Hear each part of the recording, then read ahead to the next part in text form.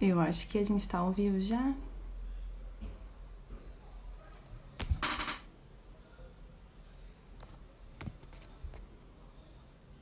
Sim. Olá, pessoal. Esperar mais pessoas entrarem, que é a primeira vez que eu tô usando isso aqui. Eu não tenho certeza se tá, se não tá.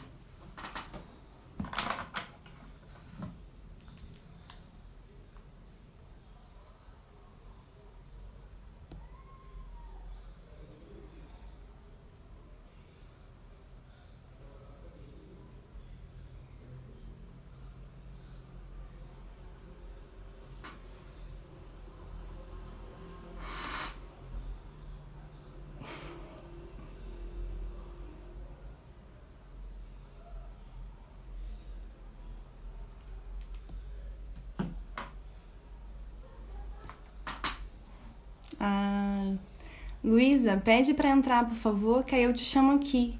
Eu acho que é assim que funciona. Deixa eu ver.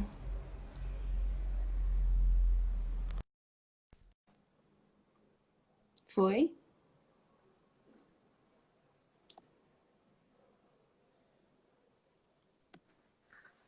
Boa noite. Ah,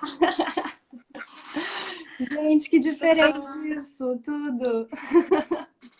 É muito engraçado, né? Eu tô assim, eu pensei que eu não tinha nem entrado. Eu só cliquei ao vivo. Não, estamos aqui. Sim, esperar mais pessoas entrarem. Como é que você tá? Tudo bem hoje? Tudo bem, tudo certo. Gente, que E com engraçado você? isso. A gente fazendo uma live. Pois é, essa transposição dá o que falar, né? Pois é, dá sim. Inclusive pensando esses tempos, né? Mais uso da internet, dessas plataformas. Tudo a ver com a discussão de hoje, É, inclusive. Esperar mais é o pessoas nosso. entrarem. O que você acha? Pode ser, a gente já pode ir conversando um pouco sobre. Que é muita conversa, né? Como que Sim, começou isso sim. tudo, os meus primeiros contatos, né? Com essa modalidade. Foi desde Uhum, criancinha.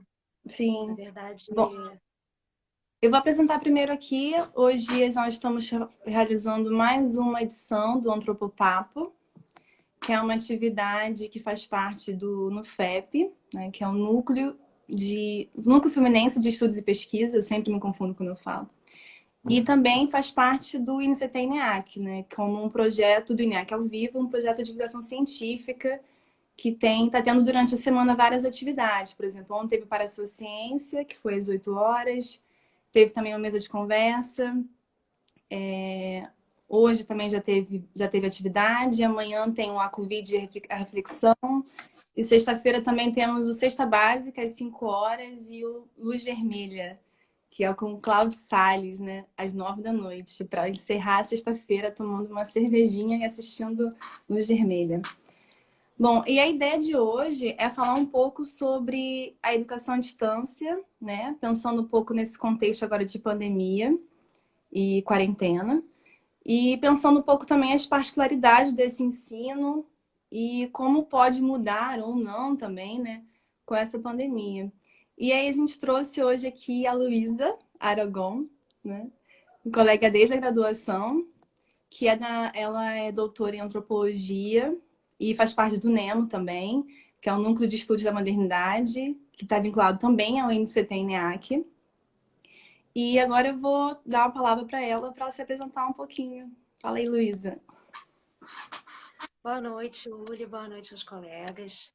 Eu quero agradecer primeiro pelo convite de falar no canal de vocês e, assim, dizer que apesar de estar há 10 anos lidando com essa modalidade, tem muita gente que sabe mais sobre o assunto do que eu.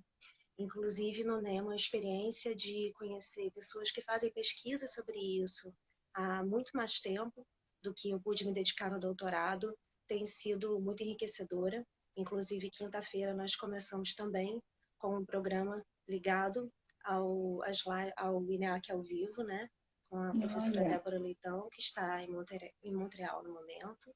E essa experiência com EAD, ela começou ainda na UENF, né? A gente começou a ter contato já na graduação com pessoas, com profissionais que se dedicavam a produzir material didático e a participar do consórcio CEDERJ, né? A instituição mais tradicional e melhor desenvolvida de ensino à distância no estado do Rio de Janeiro é o CEDERJ, com o apoio da Fundação CCERJ. O que acontece? Não são essas instituições que oferecem os cursos à distância no ensino superior, né? São as universidades públicas, UF, UENF, UERJ, Unirio. Então, essa modalidade ela não está inventando a roda, né? E para essa transposição acontecer, muita coisa precisa se transformar, muito esforço precisa ser feito, muito investimento e muito planejamento prévio. O que aconteceu durante a pandemia foi uma transposição forçada e uma sim, tentativa que a gente está vendo de impor um novo normal às pessoas, enquanto tem gente morrendo, tem gente doente, tem gente sem comida em casa. Como que isso pode dar certo, né? A grande questão que a gente está trazendo para o Antropopapo hoje é se essa modalidade, se essa transposição durante a pandemia é um avanço ou é um retrocesso. Então, como exatamente. que a gente pode pensar isso, né? Inclusive, eu estava lendo algumas coisas esses dias e aí me deparei com um artigo de uma educadora falando sobre, né, comparando. Inclusive, depois eu vou pedir para você falar um pouco mais sobre essa diferença, comparando o EAD as aulas remotas, né? O ensino remoto. E ela chamou o ensino remoto de emergencial, né? Que nada se compara a EAD. E aí depois eu vou querer um pouco que você fale um pouco sobre isso. E eu acabei esquecendo de me apresentar, olha só. É a primeira vez que eu apareço aqui e não me apresentei. Bom, galera, meu nome é Uli Falcão.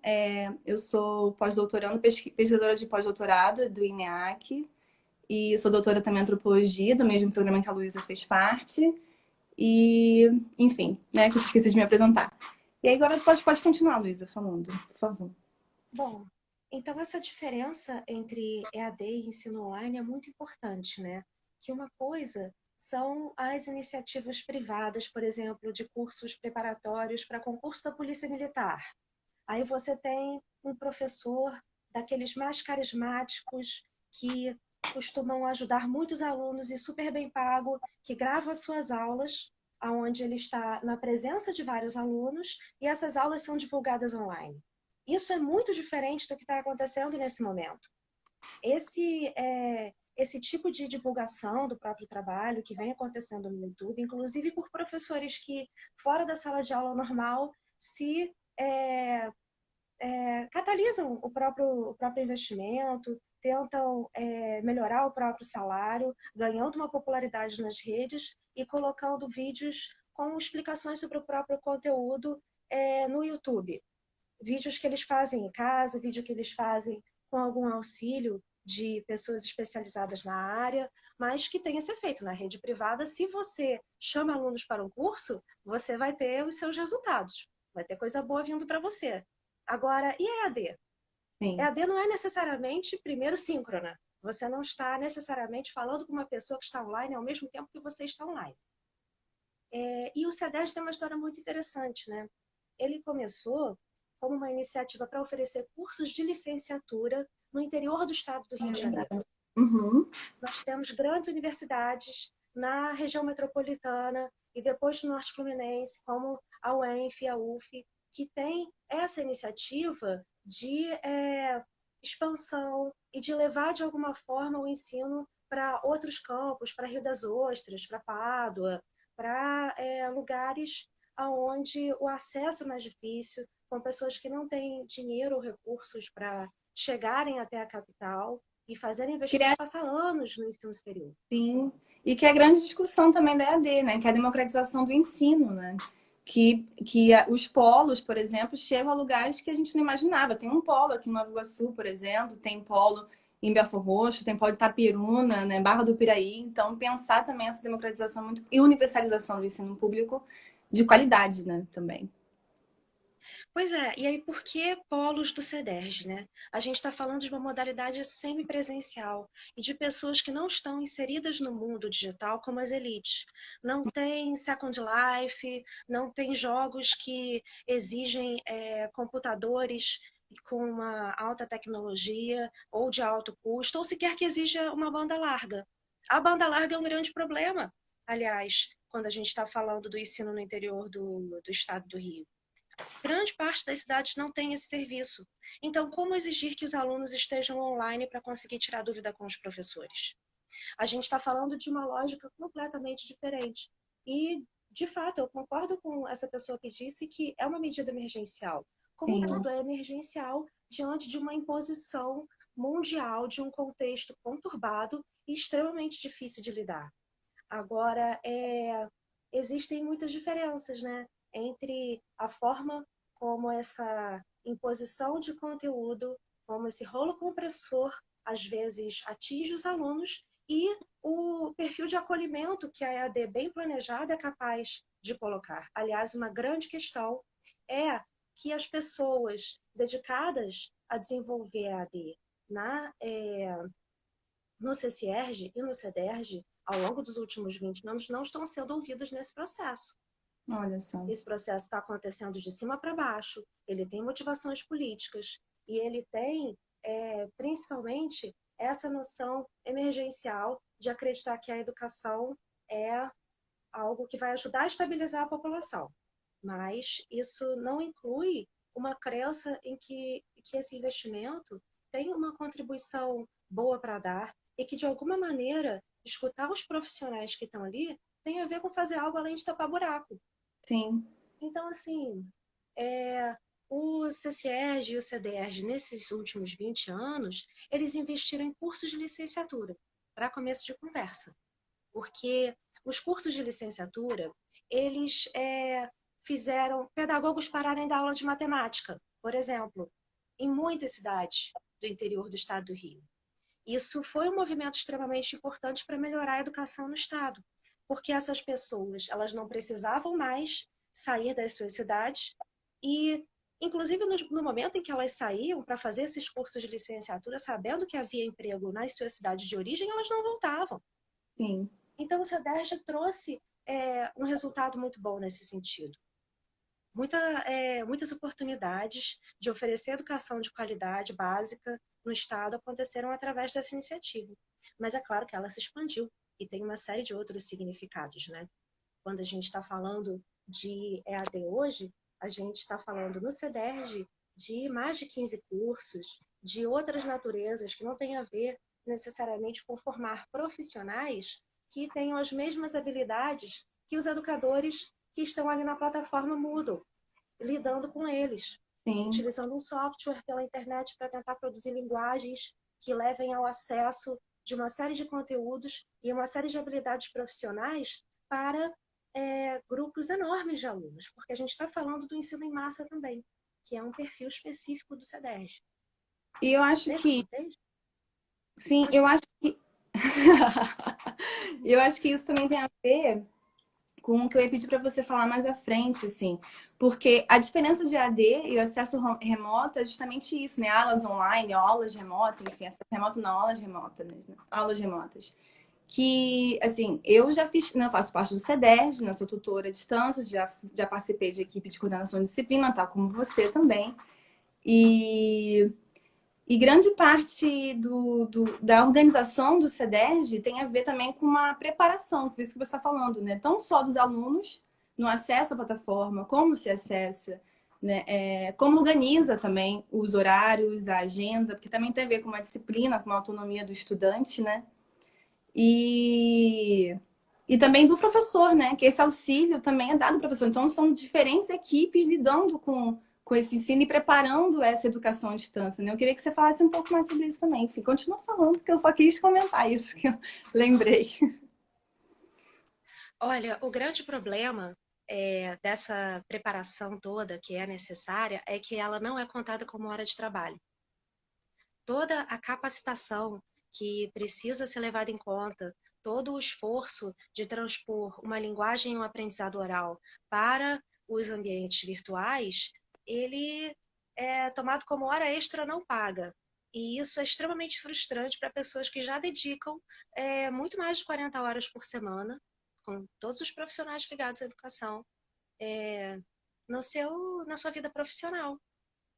Essa adaptação, ela não é subestimada apenas dentro do CEDERJ, ela está sendo subestimada nesse momento, durante a transposição que está acontecendo nas FETECs, que está acontecendo nas escolas particulares e nas faculdades particulares. Então, assim, além da questão que a Yolanda está trazendo aí nas Sim, perguntas, eu ia né, pedir você para sobre a responder. plataforma Moodle, a gente está lidando com profissionais que precisam aprender a lidar com essa plataforma e aprender a lidar com o público que está ocupando um ambiente, mas é um ambiente que tem uma natureza completamente diversa de uma sala de aula presencial. Os Sim. silêncios são outros. Os momentos em que você não consegue perceber se o problema do aluno tem a ver com o conteúdo, se ele tem a ver com violência dentro de casa, se ele tem a ver com a falta da merenda, que nesse caso simplesmente não está acontecendo, se tem a ver com uma dificuldade com português ou com interpretação de texto.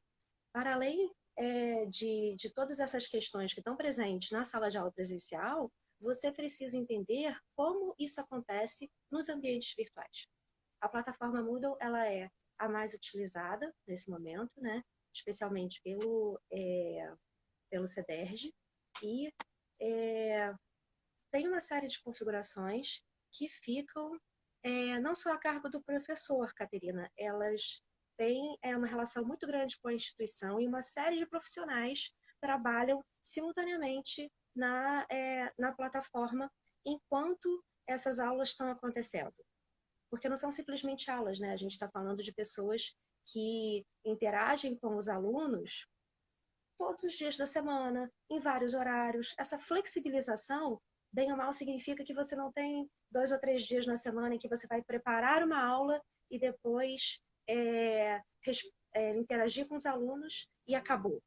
Você tem que Luísa, entrar regularmente ao longo da semana sim. e... Eu acho que uma questão que poderia clarear um pouco essa pergunta agora seria você mostrar um pouco, esboçar como que se organiza, por exemplo, um curso do CEDERJ, né? Quais são os profissionais que estão envolvidos para né, colocar no papel, na plataforma, né, esse ensino à distância. Você pode falar um pouco sobre isso, que acho que dá para clarear bastante como é que funciona isso, né? Que muitas pessoas realmente não sabem como funciona. Eu não sabia como funcionava até ser tutora e até né, começar a participar de fato do CEDERJ. Eu não fazia ideia de como funcionava isso na distância. Então, fala um pouquinho pra gente como é que é. Ok, a primeira coisa que acontece é um pedido de que o professor de uma sala de aula presencial se transforme em conteudista. Ele tem que colocar por escrito, num intermediário entre a linguagem falada e a linguagem escrita, uma aula texto. E Sim, ela vai passar por uma série de revisões. A primeira revisão, ela é é, do conteúdo de um professor que interage diretamente com o conteúdo, mas que no CEDERJ ele tem essas habilidades específicas desenvolvidas para prever possíveis dúvidas de alunos leigos, o que não significa que ele é uma pessoa diretamente ligada à área do conhecimento que é que tá sendo abordada no texto. Então você tem profissionais que estão trabalhando com você, estão lendo o seu texto e trazendo perguntas que vêm de fora sim. de uma sala de aula de graduação.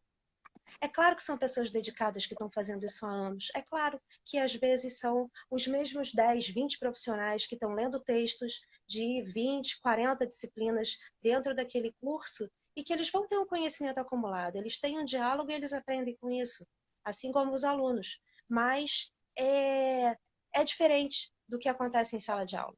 Apesar disso, nessa primeira revisão, uma série de perguntas que poderiam surgir numa sala presencial, elas vão acontecer. Por Sim. exemplo, nós estamos ali numa aula texto, certo? Então a gente não está lendo Durkheim, a gente está lendo Uli Falcão falando de Durkheim. Então, a Uli Falcão já tem que dizer quem é esse autor, qual é o contexto, de onde ele vem, por que essa linguagem é diferente, por que é importante recorrer aos clássicos sempre que a gente puder. porque é importante sair dessa modalidade e dessa dependência, que, digamos, num curso de graduação presencial, corresponderia a você dizer que o aluno não lê, ele só escuta o que você fala em sala de aula e vai fazer prova, né? Esse estudo da aula texto ele tem que ser diferente. E ele tem que oferecer ao graduando a oportunidade de buscar outras coisas. Tem uma série de alunos formados no CEDERJ que fazem pós-graduação, mestrado, doutorado, vão para a Suíça, vão para uma série de universidades fazer suas pós-graduações presenciais, ter seus trabalhos como professores em universidades públicas. Isso acontece. Só para pontuar rapidinho, assim, para deixar claro que a gente está falando, no caso, de uma experiência na graduação, né, da Luísa, principalmente. Então, só para deixar claro que é ensino médio e ensino fundamental já é uma outra discussão também, que eu acho que, claro, que tem coisas que se tocam, né, se aproximam, mas eu acho que mas agora a gente tá demarcando mais a questão da graduação mesmo, do ensino à distância na graduação. Sim, essa parte é muito importante porque essa experiência com a graduação que vai trazer um desafio enorme nessa tentativa de sustentar o ensino na rede pública. Por que que na rede privada isso é menos problemático do que na rede pública? Porque, bem ou mal, quem pode pagar uma escola particular provavelmente tem uma internet em casa. Tem muito mais chances de não fazer parte dos 40% dos jovens brasileiros que não têm acesso à internet, que simplesmente não têm a menor condição de acompanhar uma aula online. Então, o que a gente está vendo nesse momento é que, tudo bem, as escolas públicas ou particulares elas podem não fechar, mas em termos de democratização e universalização do ensino fundamental, do ensino médio, nós estamos assistindo um enorme retrocesso. São pessoas que não vão ter o diploma de terceiro ano para concorrer ao Enem. E elas poderiam ter, diante de uma infraestrutura que custou milhões, bilhões para ser distribuída pelo país inteiro. Por que que o ensino online não necessitaria do mesmo investimento, só que dentro de um âmbito privado, né? Qual é a estrutura necessária para qualquer versão, ensino online, ensino remoto ou EAD, funcionar dentro da casa das pessoas? Primeiro, internet. Ué, a gente não tem internet de graça na praça, às vezes? A gente não tem internet dentro da universidade? Por que que não poderia ter internet na casa das pessoas? Isso seria Exatamente. um grande investimento. Muito caro, ué. Fazer escola também é caro. Dar merenda também é caro. Colocar professor com quadros, giz, data show, seja o que for, dentro de sala de aula é caríssimo. Por Eu que que acho isso não poderia ser um investimento? Acho que é um dos grandes desafios mesmo, né? A inclusão digital mesmo. Que toda essa demanda, toda essa discussão do EAD traz, e não só do EAD também, como para o aluno ter uma autonomia, principalmente na graduação. Hoje em dia, que grande parte dos textos estão online, ou PDF, enfim, que seja, precisa de ter uma boa conexão, ter um bom computador, né? Que é a ferramenta de trabalho, afinal, isso para vários tipos de graduação. Então, a inclusão digital é realmente um ponto muito, muito importante, né, para ser Eu debatido. lembro que quando eu comecei a graduação na UENF, não tinha ventilador na sala. A gente, depois da greve, em Eu lembro janeiro, naqueles CIEPs, suando, 2 horas da levando o menino tarde. para sala de Não tem aula, uma Luísa. Dá uma saudade de sala de aula. Mas olha só, investimento em sala de aula, em infraestrutura acontece. Por que que esse investimento não aconteceria para oferecer um bem-estar dentro da casa do aluno? Sim, Por que que sim, esse exatamente. investimento no âmbito privado, essa chegada do Estado até a casa das pessoas não poderia acontecer? Bom, para começo de conversa, isso tem a ver com um modelo liberal de governo e um modelo de bem-estar social. Qual é a ligação disso com as possibilidades e as expectativas de universalização das oportunidades? Como que a gente sustenta qualquer ideia de meritocracia quando a gente não oferece as mesmas condições de home office para as pessoas? Porque mesmo a galera da classe média está lidando com todas as horas extra, porque quando você fala de home office, leia-se hora extra para qualquer profissional que está sendo mandado para casa nesse momento. Hora extra não paga. E quantos Uhum. computadores essa pessoa tem em casa? Que classe média maravilhosa é essa? Quantos por cento? Tem um computador para a criança de 10 anos, o outro para o menino de 15, um para o pai e outro para a mãe. E todos assim, com aquela banda larga top para funcionar o dia inteiro. Pois Sem é. falar que não tem empregada para fazer comida, para lavar a louça, todas as funções que tem que funcionar. né? Não, e o Todos os cuidado serviços. com as crianças também, muitas mães, por exemplo, né, que ontem mesmo teve uma mesa de conversa do ENIAC, né, que faz parte do ENIAC ao vivo, falando sobre a maternidade nesses tempos agora de pandemia e a relação do trabalho tanto na academia quanto na docência. Então, realmente, administrar todas essas diferentes atividades e agora dentro no home office muito complexo, né? Sim, a gente está vendo pessoas completamente sobrecarregadas que estão tendo que lidar, inclusive, com a energia de crianças, não só delas mesmas, né? Dentro de casa, Imagina. confinadas. E o que a gente vê é que as pessoas não têm estrutura emocional, assim, para exercer esse tipo de cidadania e esse tipo de cooperação e de solidariedade com a vida do outro, esse cuidado com a vida do outro, que é ficar em casa. Tem gente que tem condição, que tem comida na geladeira, que tem seu videozinho de exercício, mas não fica em casa. Que cidadão é esse e que tipo de cooperação ele está oferecendo para a sociedade? Essas Sim, pessoas, elas estão preparadas para conseguir fazer qualquer tipo de esforço pela, assim, porque a gente fala da dificuldade de sair da nossa rotina para ir numa manifestação da rua. E a estrutura para conseguir ficar dentro de casa? Estrutura emocional a gente só descobre que existe quando a gente é desafiado. Então, que desafios a gente está enfrentando nesse momento, né? A gente está falando de pessoas que, primeiro, estão vendo que os seus colegas e os seus amigos não conseguem acompanhar o, o conteúdo porque eles simplesmente não têm dinheiro, porque eles simplesmente não têm essa estrutura dentro de casa. E exatamente. segundo, tudo dentro de casa mudou. Quando a gente está falando de jovens, agora a gente pode falar diretamente, né, desses jovens, a Uhum. gente está lidando com pessoas que não puderam, é, não tiveram esse tempo de luto desse antigo momento, desse momento antes da pandemia, onde você podia sair na rua e abraçar as pessoas e ninguém ficava doente, ninguém morria, né? E aí, de repente, você tem um conteúdo online, uma pessoa sozinha, né, dentro de casa, tentando dar conta de um conteudismo, tentando dar conta de um currículo, quando o que ela quer fazer é falar da pandemia. Cadê Sim, os espaços? Esse é o exatamente. país do Paulo Freire, afinal de contas. É o terceiro autor mais citado do mundo, não é à toa. Não, que faz É parte porque também do processo educativo, né? Não só esse, porque o que eu tenho ouvido bastante, principalmente de mães que têm filhas pequenas, filhos pequenos, né? É sobre essa característica conteudista também que está presente no ensino básico. Então imagina, né? Assim, criança tá lá, né? Tendo que ficar presa dentro de casa, em muitos casos, em uma casa pequena, na maioria das vezes, e aquela enxurrada de informação, de conteúdo, tendo avaliação em plena pandemia, para crianças de 9, 10 anos, imagina. Né? Muito. Isso para faz começar, você tem que avaliar esses pais se transformando em tutores. Muitas coisas engraçadas acontecem na internet, né? Porque a gente começa a ver a reação dos pais percebendo como é difícil o trabalho dessas pessoas. E, ao mesmo tempo, uma falta de solidariedade enorme no tipo de cobrança que aparece, né? Na falta de cuidado, quando a quantidade de relatos que a gente vê de professores lidando com cobrança de pais e mães sobre esses profissionais, não é brincadeira, né?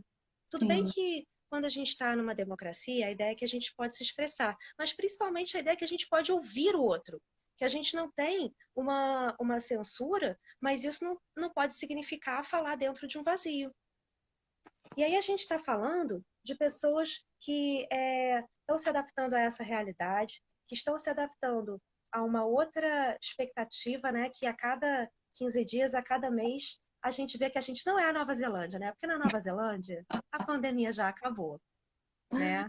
As pessoas fizeram lockdown, e aí o que aconteceu foi que não tem mais casos ativos e as pessoas simplesmente não estão mais doentes lá.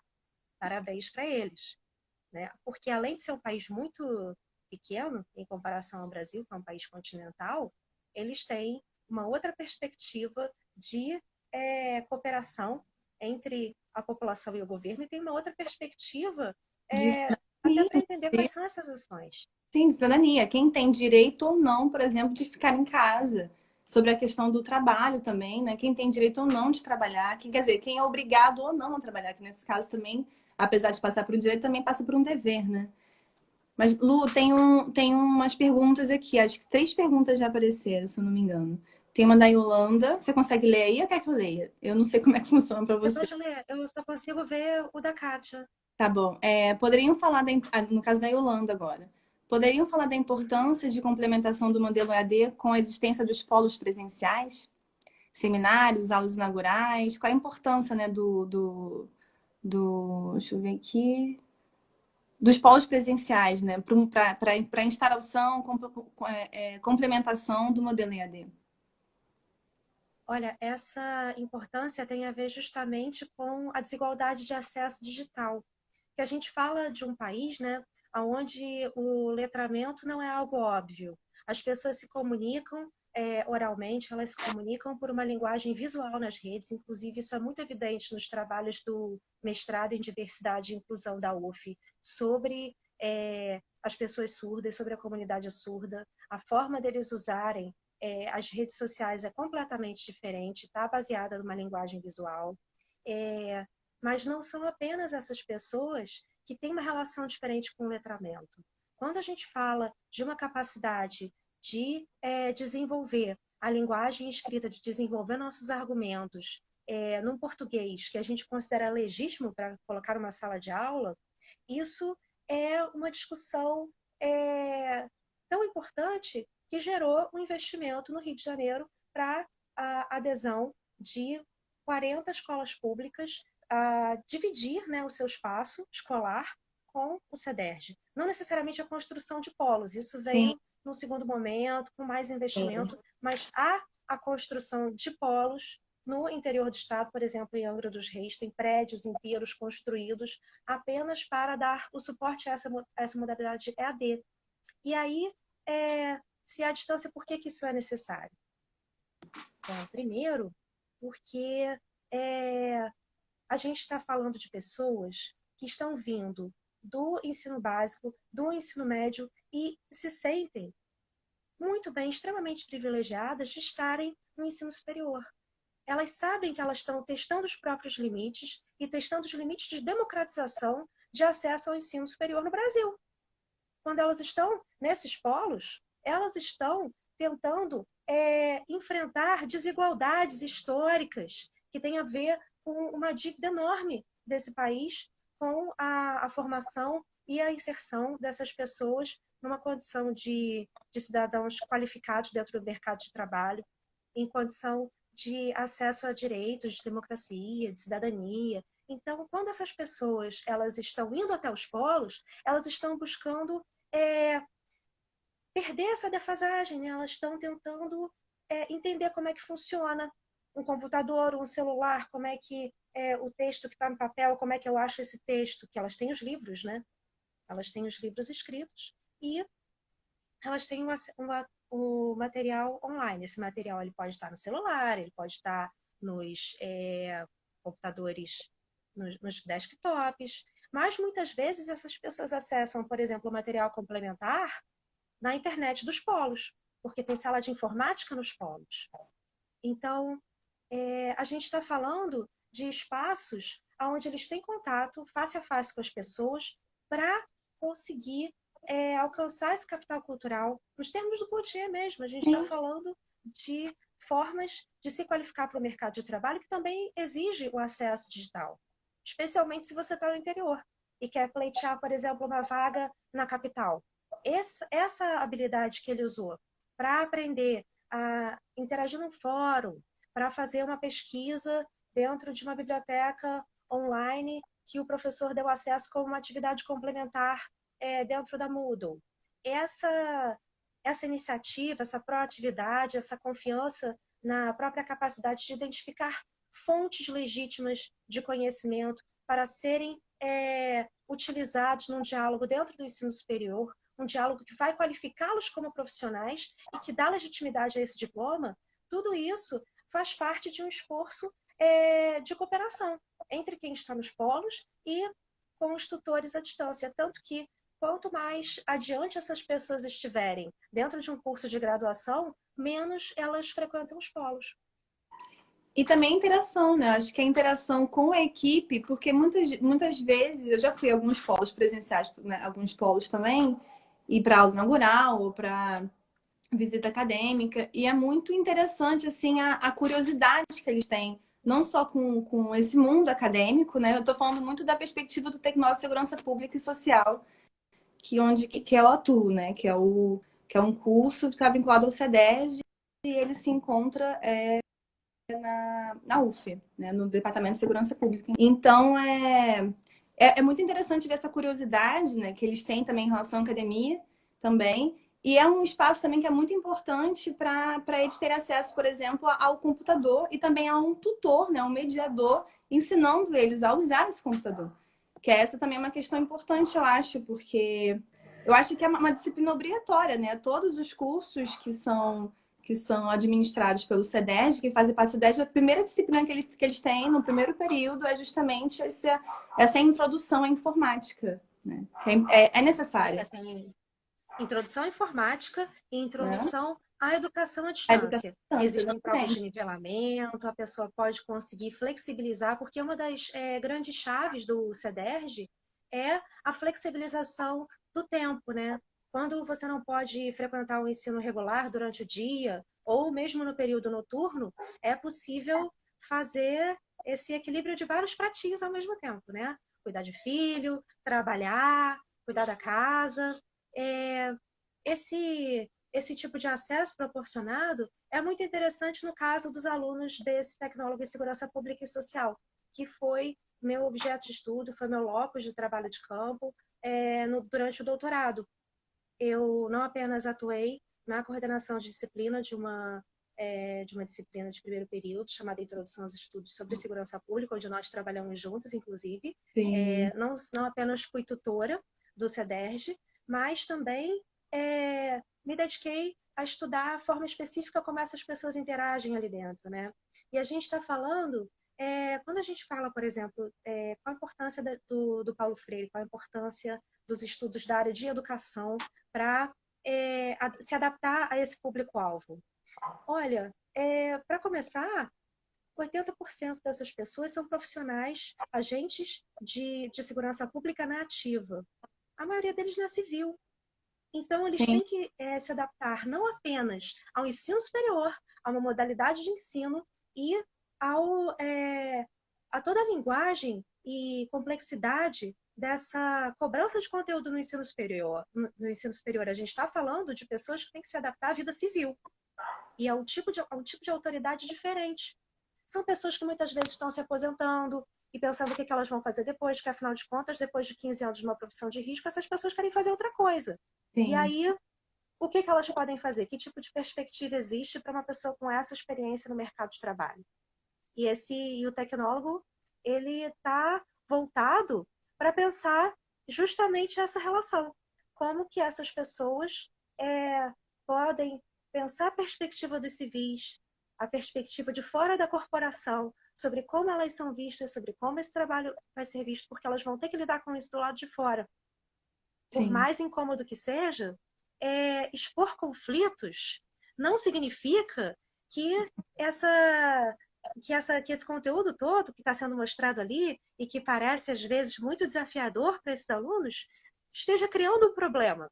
Na verdade, o problema sempre esteve ali. Racismo sempre esteve ali, afinal de contas, a sociedade brasileira ela tem uma série de conflitos ligados à segurança pública que tem origem em preconceitos arraigados na nossa sociedade contra mulheres, preconceito de classe, preconceito quanto à moradia em territórios de periferia. A gente tem, inclusive, preconceito sobre pessoas que moram no interior e querem sair de lá para a cidade grande.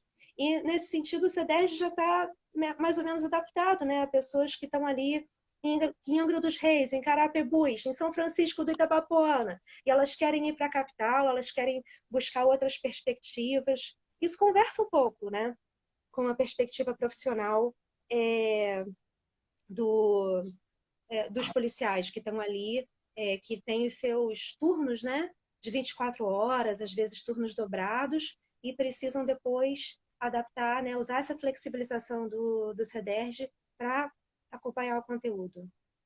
Então, é, é esse esforço, mais ou menos, que no ensino superior aconteceu de uma maneira muito qualificada, com profissionais muito dedicados, ligados a... Aí a gente volta um pouco para a questão lá do começo, né? Mas isso Da produção das aulas impactando texto. nas redes, no ensino público, né? Assim, eu não sei como é que é isso, se você, inclusive, souber, é interessante trazer um pouco aqui para o debate, como é que acontece esse tipo né, esse formato de educação nas universidades particulares, né? Porque esse acesso ao ensino gratuito e de qualidade é muito restrito né, a esse grupo, né, do CEDERJ, assim, acho que tem que ficar claro isso. Sim, Fiquei um eu pouco... estou falando principalmente da minha pesquisa, dessa experiência, né? Sim. Que eu comecei a trabalhar no CCERJ saindo da graduação, no ano de 2010. E aprendi a produzir esse material didático, né? Onde a gente conversa não apenas com pessoas que estão procurando outros... porque uma pessoa trouxe uma pergunta Inclusive, eu ia muito falar isso. A interessante. pergunta da Kátia, você consegue ver? Que a próxima era logo depois da Não, Yolanda. Não? Vou ler não então para estou você vendo, aqui. não. Vocês acham que poderia ser um momento para pensar, se é que já não pensaram sobre isso, uma mudança no modelo de avaliação? Ao invés de provas e testes frequentes, ser um ensino continuado? Olha, quando o mercado de trabalho tiver uma outra proposta, que não sejam concursos, que não sejam avaliações através de entrevistas e uma série de outros desafios que vão estar presentes fora da universidade, aí eu acho que a gente pode conversar em modificar a avaliação dentro da universidade também. Porque, bem ou mal, se a gente se distancia de uma adaptação a esse modelo de sociedade, a gente não está preparando os alunos para o mundo. Bem ou mal, se a pessoa se forma, ela vai precisar fazer uma prova num concurso público, onde ela vai ter que sentar numa carteira e ficar 4 horas fazendo ali uma prova de português, matemática, informática, de uma série de coisas para conseguir um trabalho na prefeitura, para conseguir um trabalho na universidade. Então, talvez seja importante, sim, repensar todos esses modelos e talvez a universidade seja o lugar para isso, seja o Sim, lugar ideal. Mas não pode ser separado de um diálogo para fora, que é o que eu estou falando desde o começo. Os profissionais do CCERJ e do CEDERJ não estão sendo ouvidos nessa transposição. São pessoas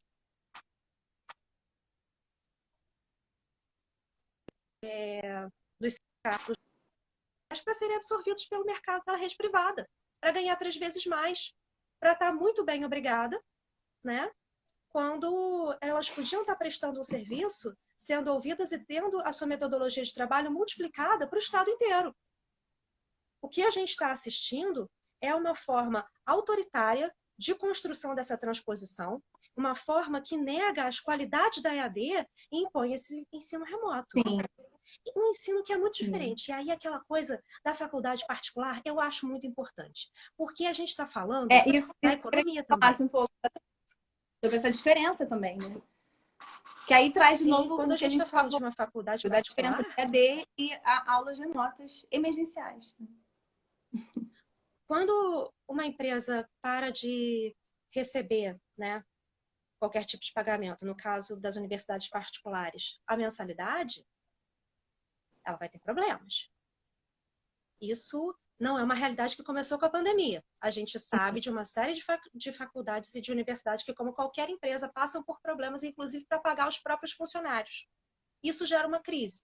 Agora, quando a gente está falando de universidade pública, é claro que é diferente. A gente está falando de um Estado que não quebra em 15 dias e que não deveria ter problemas para sustentar uma infraestrutura durante esse tipo de evento. Porque essa não é a primeira epidemia no nível nacional, digamos assim. A gente já teve a epidemia de meningite nos anos 70, a gente já teve a gripe espanhola, a gente tem experiências anteriores e formas de gestão que deram certo e não deram tão certo assim também. A gente sabe o que fazer. Agora, as empresas, elas estão dentro dessa sociedade de mercado. Bem ou mal, elas podiam estar recebendo um auxílio do governo para adaptar uma série de coisas de um governo federal. Onde que está o governo federal? o tipo de investimento, o tipo de escuta democrática sobre o que as pessoas precisam nesse momento. A gente não está falando só de grandes empresas que nem a Anhanguera. Tem uma série de pequenas universidades que tem polo, que não é polo, né? Desculpa, que é sede na Pavuna, né? A gente está falando de bairros que estão lá na periferia do Rio de Janeiro e que atendem esse tipo de público que está buscando um acesso, que está buscando uma transposição, né? Uma qualificação para ter acesso ao mercado de trabalho no ensino superior. E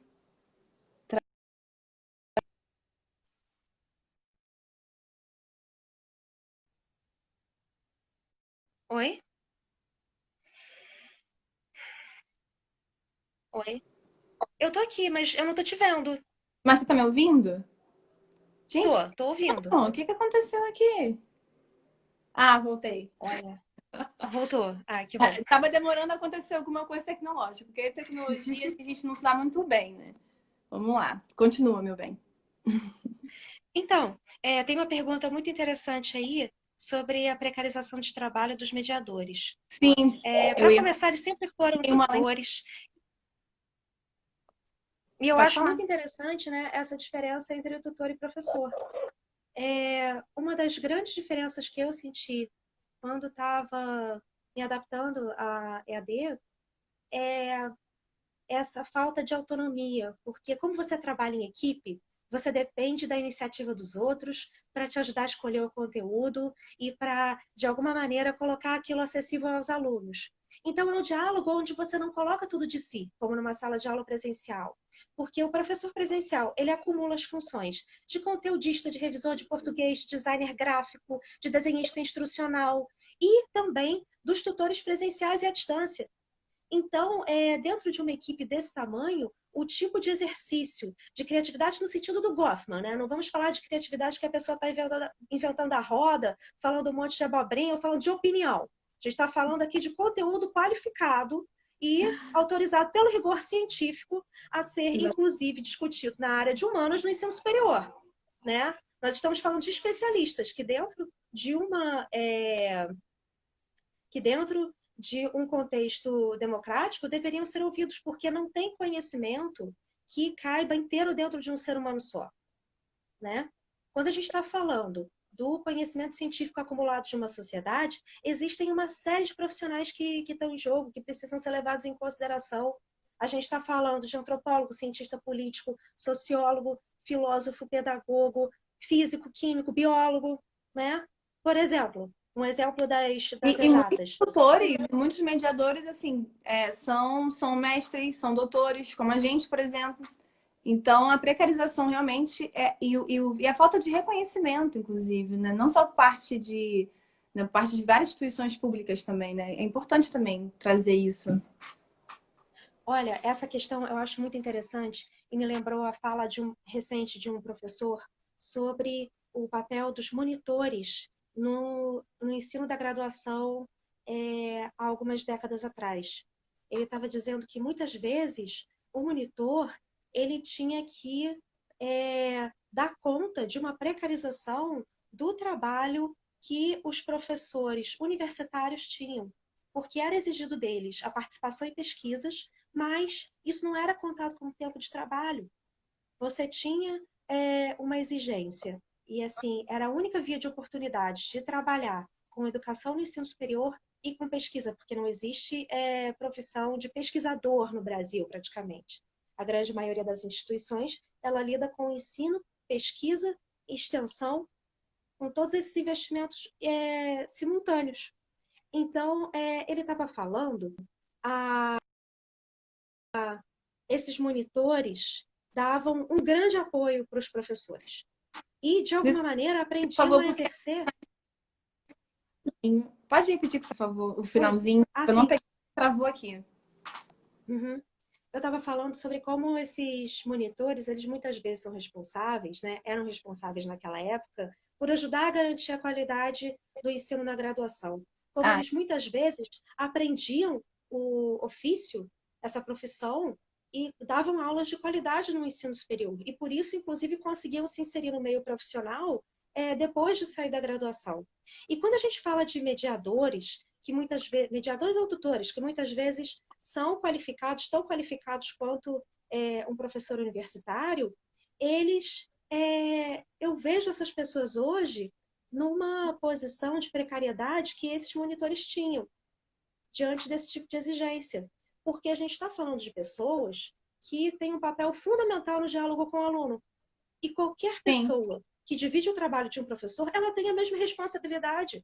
Ela deveria ter a mesma valorização. Ela não deveria viver de bolsa para começo de conversa. Nem a gente os está próprios falando... que são coordenadores de disciplina, eles também são desvalorizados, porque é baixíssimo agora falando de pagamentos, né? De bolsa, é uma bolsa, né? Enfim, não tem vínculo. Enfim, entra nessa discussão também de falta de reconhecimento do trabalho científico, docente. E é um grande problema tudo isso, né?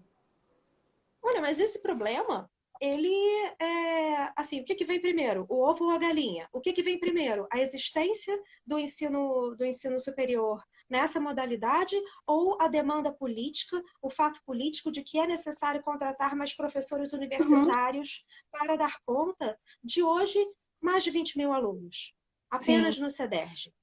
olha Porque, só. assim, nas universidades particulares, a gente tem essa transposição para o ensino remoto, a gente tem uma série de experiências de ensino à distância mesmo, no contexto anterior à pandemia, e que contavam com o home office para ocultar a precarização do trabalho dessas pessoas. A quantidade de horas necessárias para responder aos alunos em sala de aula, para tirar uma série de dúvidas. Ora, quando que o professor, numa universidade que tem uma sala de aula presencial, vai lidar com 150 alunos? Onde é que cabe isso aí? 400, 500 alunos, disciplina de primeiro período, por exemplo. Pois é, mas essas disciplinas de primeiro período têm uma equipe de tutores. E aí, É, entre eles, a gente divide 100, 150 alunos. De quem você tem que dar conta o tempo inteiro. sim. Você tem que dar conta dessas pessoas o ano inteiro, porque o tempo inteiro tem nota, tem avaliação, tem planejamento. Então, essas pessoas não têm férias e também não têm tempo para o tipo de crise que a gente está vendo, né? Nesse momento, a gente está vendo uma pandemia acontecer e quais são as medidas de adaptação, inclusive de esforço para preservar a saúde mental de profissionais que estão lidando com o público e com o público extremamente fragilizado. Essa Lu, base de AD... só para te avisar que faltam 7 minutos só para a live. Ok. Aí, se você, assim, concluir essa parte, também concluir a discussão, você pode ficar à vontade, Uhum. viu? Só para avisar, para a gente não ser cortado aqui do nada e sumir. Obrigada. Então, quando a gente está falando dessa adaptação de profissionais, eu me lembro muito das primeiras experiências com professores da rede pública, né? Eles buscavam os cursos de extensão do CCERJ, que eram aplicados em 2010, 2011, e chegaram a atender 11 mil professores da rede pública do Rio de Janeiro. Esses cursos eram completamente online, e eles tinham como objetivo dar oportunidade a pessoas que estavam no mercado de trabalho, que estavam dentro de sala de aula, no ensino básico, no ensino médio, a continuar a estudar, quando essas pessoas não teriam tempo ou dinheiro para frequentar uma pós-graduação. Sim. Então, bem ou mal, você não tem tempo para ficar dentro do transporte público, não tem como gastar com alimentação, não tem como dedicar mais do que algumas horas por semana, mas você consegue continuar estudando. E nesses ambientes, uma coisa que me marcava muito era o seguinte: tem que prestar atenção nos silêncios. Por que aquele aluno não está participando? A primeira coisa que você faz, ao invés de cobrar, é perguntar: oi, fulano, você sempre participou tão bem, por que você estava lá, né, lendo os materiais, a gente via que você acessava a plataforma, você contribuía para a discussão, tem alguma coisa que eu possa fazer para te ajudar? A quantidade de vezes que as pessoas se abrem e você descobre crises desestruturantes acontecendo na vida das pessoas é enorme. Porque é muito evidente para a gente, quando estamos numa sala de aula presencial, bem ou mal a gente tem outras formas de contato e tem como saber da vida das pessoas. Ambientes virtuais são diferentes e eles precisam de um preparo diferente. Então, quando a gente está falando em AD, a primeira coisa é abrir espaço para as pessoas dizerem o que elas estão vivendo. Porque quando você está numa relação face a face, é possível perceber isso. E é preciso que essa dimensão pessoal também tenha vazão Sim. na EAD. E qual é a vazão que é possível dar em tempos de pandemia ao conteudismo, à necessidade de impor um novo normal? Nós mesmas aqui adiamos em uma semana nossa live, porque uma colega querida já não está mais entre nós. Exatamente. A gente está lidando com coisas que estão presentes em todas as classes sociais, em todos os ambientes, e a gente precisa se dirigir ao elefante branco no meio da sala. Sim. A educação ela não pode estar separada da vida pessoal e da vida profissional das pessoas, né? Se a gente está falando de uma educação que prepara para o mercado de trabalho, a gente prepara as pessoas para se inserir na vida, não para sair dela através de reflexões e elucubrações abstratas sobre qualquer conteúdo, porque esses conteúdos eles estão muito ligados à realidade, e isso precisa ficar evidente. E a EAD tem esses recursos. Uma educação crítica, uma educação inclusiva, tem que abordar e tem que estar atenta a todas essas nuances da vida que é complexa, né? O ser humano, como a gente bem sabe. Então tem que estar atento a todas essas nuances mesmo. Por isso que eu acho que o que você trouxe aqui foi muito importante, né? Dando um panorama assim de qual, inclusive que uma hora não foi nada, assim, eu tô vendo aqui, meu Deus, já tá dando uma hora. E o quão complexo é essa educação à distância quando ela é implementada e quando ela é de fato organizada como tal, né? Não emergencial, não como ensino remoto, né? Mas como educação à distância mesmo e como ela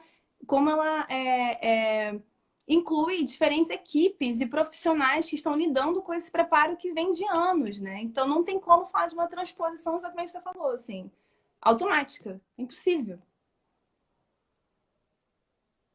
É um trabalho de equipe onde a gente certamente não está sozinho, embora seja muito diferente. O que esses desafios ainda vão trazer, a gente vai descobrir com o tempo, né? Sim. Então, eu queria agradecer muito, Uli, Ah, pela já tá oportunidade de acabando. falar. Já está acabando. E dizer que, através do Nemo, dentro da programação do NEAC, nós vamos continuar a fazer várias lives com esses profissionais ligados ao CCERJ. Em breve a gente vai anunciar essa sequência também. Ah, que bom, Luísa. Muito importante mesmo. Obrigada pelo aceite esse convite, por ter participado, né, com a sua... Nossa, sabe que eu te admiro pra caramba, né, Luísa? Falando agora na live pública, porque é uma educadora, antropóloga, educadora maravilhosa. Então, assim, quem não conhece o trabalho dela pode procurar a tese, procurar os artigos no Lattes, porque realmente vale muito a pena para pensar um pouco sobre o que é essa educação à distância, também segurança pública, né? Porque, como ela falou, analisou, né? A parte da experiência dela com a EAD foi dentro do curso Tecnólogo de Segurança Pública. Então, é muito importante mesmo procurar e conhecer, enfim, ler, né? Que faz parte desse aprendizado e desse novo que as pessoas estão intitulando como novo normal, né? Então, muito obrigada, Lu, por participar e por aceitar o convite, viu? Obrigada a você. Boa noite, Uli. Agora eu não sei como é que encerra, deixa eu ver aqui. E obrigada a todos que participaram também, que fizeram perguntas e que assistiram. Foi ótimo. Nossas duas primeiras lives, né, Luísa? Deixa eu ver aqui como é que encerra. Ou espera encerrar automaticamente. O que você prefere? Que ele vai encerrar daqui a 2 minutos. 1 minuto. Ainda temos 2 minutinhos. 1 minutinho aqui. Se você quiser falar mais alguma coisa rápida, assim. Olha, só dando um recado aí, talvez, para os nossos alunos que estão em casa, né? Eu também sou professora substituta na UF de Campos, né? Pelo Departamento de Ciências Sociais. Então, dar um recado aí para essas pessoas que aguentem firme, que em algum momento a gente vai conseguir retomar as atividades, vai conseguir se adaptar e que esse retrocesso não é para sempre, isso é só uma fase. Ah, olha só, que a pessoa está descobrindo acabou de aparecer uma contagem regressiva. 2 minutos. Temos 2 minutos, Luísa. Veja bem. Temos. Mas é isso. Foi muito bom mesmo a conversa e acho que isso dá muito pano para manga. Por mim, eu ficaria aqui mais tempo, inclusive, falando mais sobre toda essa complexidade que a ED nos traz, né? E que muitas pessoas não têm acesso. essa complexidade Alguém toda. perguntou se os polos físicos após a pandemia serão necessários.